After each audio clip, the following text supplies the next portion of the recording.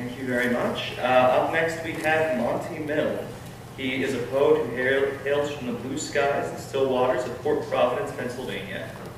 He is a creative soul who lives a creative life. Monty considers Arthur Rimbaud, Robert Frost, Dante Alighieri, and Emily Dickinson to be his main poetic influences.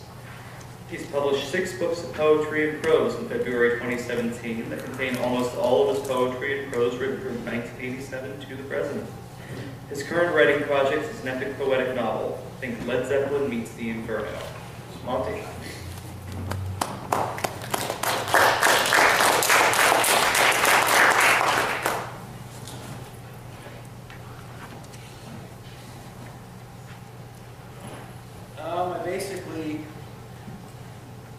Can you hear me okay? One of my books is called The Orange Book, and I just grabbed about a dozen poems out of there, some of my favorites that I'm going to read tonight. And I have not read anything in about 20 years, so here goes nothing. Okay, this is called Wildflower.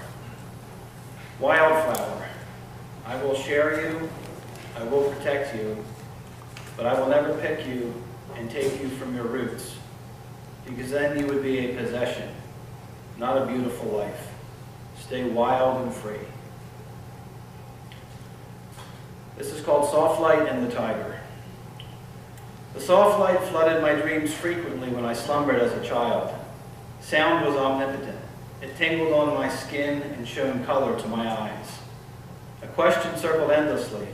I could think but was incapable of reasoning. I was embryonic, pure, floating on waves of vibration. These erratic nighttime visitations ended before I turned 5, around the time the tiger pounced, once, never to return. As I lay in bed, coated in heavy darkness, it prowled in and snarled. It was then that a presence flew in, an unexplained, disturbing sensation. Unconsciously, still mystifying, my senses, mind, and heart first tasted bad. This is called The Man of None. And let us breathe, said the man of all. And let us think, said the man of most. And let us reason, said the man of many. And let us create, said the man of some. And let us conquer, said the man of little. And let us rule, said the man of several. And let us destroy, said the man of few. And let me die, said the man of none. This is called The Girl in the Chair. With glassy eyes I booze in this crowded saloon. My head feels as light as a helium balloon. Swilling down beer helps hide my despair, quells my yearning for the girl in the chair. Sitting near her with my fermented mask, I stare sheepishly into my emptying flask. In the corner of my eye I see her move, slinking toward me in a sexy groove. She comes closer and jangles her keys. I tense and feel my whole body freeze.